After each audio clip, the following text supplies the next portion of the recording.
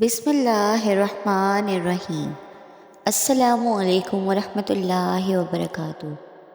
اللہ تعالیٰ نے حضور اکرم صلی اللہ علیہ وسلم کو بے شمار معجزات سے نوازا ہے، جن میں سے سب سے اعلیٰ ترین الاسراء المعراج ہے۔ بے شک انسانی عقل اللہ کے نبی کی معراج کی روایت سن کر دھنگ رہ جاتی ہے، لیکن ہمارا ایمان ہے کہ اللہ پاک جو چاہے وہ کر سکتا ہے۔ ارشاد باری اللہ تعالیٰ ہے، پاک ہے جو ذات جس نے اپنے خاص بندے کو سیر کروائی۔ ناظرین، دیکھا جائے تو ہماری معلومات کے لیے تو یہ ایک آیت ہی کافی ہے، جس میں بتایا جا رہا ہے کہ نبی کریم صلی اللہ علیہ وسلم کو سیر کروانے والی وہ ذات ہے جو ہر عیب، کمزوری، نقص اور کوتاہی سے پاک ہے۔ دنیا و آسمان میں سب کچھ اس کی مرضی کے مطابق چلتا ہے۔ جب چاہتا ہے تو حکم کرتا ہے، ہو جا تو وہ کام ہو جاتا ہے۔ اللہ تعالیٰ کی پاک ذات نے زمین اور آسمانوں کو 6 دن میں بنایا۔ یہ وہی زمین اور آسمان ہے جسے آج تک کوئی بھی مکمل نہیں کھوج سکا۔ پھر حکم ہوتا ہے، جو کسی شے کو وجود بخشنا چاہے تو صرف اتنا فرماتا ہے، ہو جا، تو وہ چیز ہو جاتی ہے۔ اللہ تو وہ ہے کہ جس کا حکم پلک جھپکنے کی مقدار میں نافذ ہو جاتا ہے۔ بے شک سورج، چاند جس کے حکم کے پابند ہیں، اور اللہ تو وہ ہے کہ جس نے آسمان کو نظر آنے والے ستونوں کے بغیر کھڑا کر دیا، جس نے اربوں کہکشاؤں اور کھربوں ستاروں کو جہاں آباد کر دیے اور ان سے آسمان کی وسعتیں سجا دی۔ اصل میں معجزہ معراج 2 چیزوں پر کھڑا ہے جو کہ نقل و عقل سے ثابت ہے، جس اصطلاح میں طئی زمان وقت کا سمٹ جانا اور طئی مکان فاصلے سمٹ جانا کہا جاتا ہے۔ طئی زمان کا مطلب یہ ہے کہ کئی لاکھوں سالوں کا وقت چند ہی عرصے میں گزر جانا ہے، اور طئی مکان سے یہ مراد ہے کہ کئی لاکھوں سالوں کا سفر چند ہی وقت میں ہو جانا ہے۔ زمان و مکان کی 100 صورتیں چند وقت میں ہو جانے کے بارے میں معجزات و کرامات قرآن و روایات سے ثابت ہوتی ہیں۔ طئی زمان کی دلیل قرآن مجید کی سورہ بقرہ کی آیت میں اس طرح سے ہے، جس کی تفسیر اس طرح بیان کی گئی ہے کہ حضرت عزیز علیہ السلام اپنی سواری پر بیٹھ کر کسی جگہ جا رہے تھے۔ آپ نے اپنے کھانے پینے کی چیزیں ساتھ رکھی ہوئی تھی۔ حضرت عزیز علیہ السلام کا گزر ایک ایسی بستی سے ہوا جو تباہ و برباد ہوئی پڑی تھی۔ جب عزیز علیہ السلام نے اس بستی کے لوگوں کو اس حالت میں دیکھا تو دل میں یہ آیا کہ اے خدا، اس بستی کے لوگوں کو تو موت کے بعد کس طرح زندہ کرے گا؟ تو اللہ تعالیٰ نے عزیز علیہ السلام کو اس الفاظ کہنے پر 100 سال تک موت کی حالت میں رکھا تھا۔ پھر عزیز علیہ السلام کے جسم میں جان واپس ڈالی تو عزیز علیہ السلام کے کھانے پینے کی سب چیزیں بالکل اسی طرح تھی، جبکہ اس کی سواری گدھے کی ہڈیاں تک گل سڑ گئی تھی۔ اللہ تعالیٰ نے حضرت عزیز علیہ السلام سے دریافت کیا کہ عزیز، تم کتنی دیر تک موت کی حالت میں رہے ہو؟ حضرت عزیز علیہ السلام نے جواب دیا، اے اللہ، میں 1 دن یا اس سے بھی کم عرصہ تک اس حالت میں رہا ہوں۔ اللہ تعالیٰ نے فرمایا، اے عزیز، نہیں، تم 100 سال تک موت کی حالت میں رہے ہو، اس کے بعد تم کو دوبارہ زندہ کیا گیا ہے۔ اپنی سواری گدھے کی طرف نظر مارو جس کی ہڈیاں تک گل سڑ گئی ہیں، اور اپنے کھانے پینے کی چیزوں کی طرف دیکھو جو ابھی تک ویسی کی ویسی ہی پڑی ہیں۔ یہ سب کچھ میں نے اس لیے کیا ہے کہ تم آنے والے لوگوں کے لیے نشانی چھوڑ جاؤ۔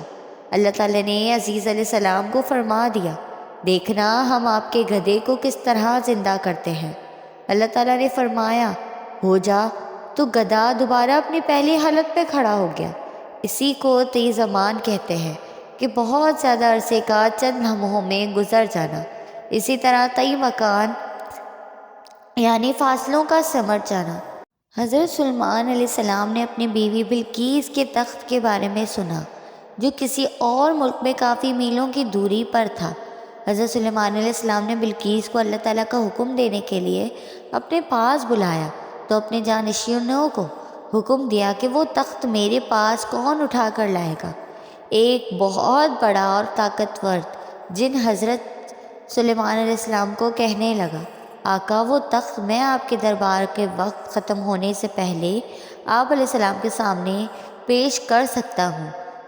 جن کی بات سننے کے بعد حضرت سلیمان نے اپنے ایک امتی کو بلایا جو اس میں اعظم کا علم جانتا تھا۔ اس کا نام حضرت آصف بن برقیہ تھا۔ حضرت سلیمان علیہ السلام نے حضرت آصف بن برقیہ سے پوچھا کہ تم وہ تخت کتنی دیر کے اندر لا سکتے ہو؟ اس نے کہا، اے سلیمان علیہ السلام، میں وہ تخت آپ کی پلک جھپکنے سے پہلے آپ کے سامنے پیش کر سکتا ہوں۔ وہی ہوا، انہوں نے ملکہ بلقیس کا تخت حضرت سلیمان علیہ السلام کے پلک جھپکنے سے پہلے آپ علیہ السلام کی خدمت میں پیش کر دیا۔ اس سے ظاہر ہوتا ہے کہ اللہ تعالیٰ رحیم، کریم، غفور اور زمین آسمان کو پیدا کرنے والا ہے۔ وہ جب چاہے جو چاہے اسی وقت کر سکتا ہے۔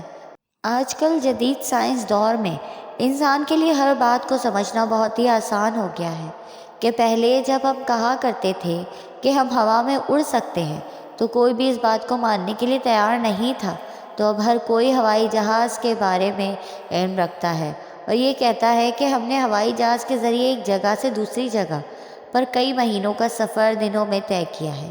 اسی طرح پرانے وقتوں میں کوئی اس بات کو ماننے کے لیے تیار ہی نہیں تھا کہ بجلی کے ذریعے ہم کئی طرح کے کام لے کر ہم گھنٹوں میں کا کام چند منٹوں میں کر سکتے ہیں۔ یہ برقی ٹرینیں کئی دنوں کا سفر چند گھنٹوں میں طے کرنے میں ہماری مدد کرتی ہیں۔ ہم بجلی کے ذریعے مشینیں، پنکھے چلا سکتے ہیں اور کئی اندھیروں میں گھیرے کمروں کو روشنی کر سکتے ہیں۔ یہ تو دنیا والوں کی بنائی ہوئی چیزوں کی بات کر رہے ہیں، تو اللہ تعالیٰ کی قدرت کے تو کیا کہنے ہیں۔ خدا تعالیٰ تو اپنے بندوں کو کئی لاکھوں سالوں کا سفر آنکھ جھپکنے سے پہلے بھی کروا سکتا ہے۔ ہمارے سائنسدان یہ کہہ رہے ہیں کہ ہم تو کائنات کے چند حصے کے بارے میں علم رکھتے ہیں۔ کائنات کی سرحدیں اتنی وسیع ہیں کہ اللہ تعالیٰ مجھے 10 لاکھ سال تک بھی زندہ رکھے تو میں پھر بھی سائری کائنات کے بارے میں علم نہیں حاصل کر سکتا۔ ہمارے جدید دور میں ایسے ناممکن کام ممکن ہو رہے ہیں جس کے بارے میں ہمارے ذہن و خیال میں کوئی تصور بھی موجود نہیں تھا، جیسا کہ ایک موبائل فون سے ہم پوری دنیا میں کسی بھی جگہ پر بیٹھے دوسرے بندے کی 1 منٹ میں تصویر اور آواز سن سکتے ہیں۔ اسی طرح ٹیلی ویژن، انٹرنیٹ ہے، انہوں نے بھی ہماری زندگی میں کافی مدد کی ہے۔ اسی طرح ہمارے ارد گرد کافی مثالیں ہیں جن کو ہم دیکھ کر اللہ تعالیٰ کی قدرت کو سمجھ سکتے ہیں۔ اللہ تعالیٰ کی ذات وہ ذات ہے جو کہ ناممکن کو ممکن کر دیتی ہے۔ ہم نے ان سب چیزوں کے بارے میں پڑھا ہے جو کہ کئی سالوں کا سفر دنوں میں کر سکتی ہیں۔ ان سب حقائق کے ہوتے ہوئے غور کر لیں کہ ان تمام رفتاروں کا خالق، کائنات کا مالک، اگر اپنے رسول صلی اللہ علیہ وسلم کو چند لمحوں میں لاکھوں میل کی سیر اور کروڑوں مشاہدات کروا دیتا ہے تو اس میں کون سی بات ناممکن اور خلاف عقل ہے۔ آپ کو میری ویڈیو پسند آئی ہو تو لائک، کمنٹ اور شیئر کر دیں اور میرے چینل اسفا یوسف کو سبسکرائب کر دیں۔ جزاک اللہ۔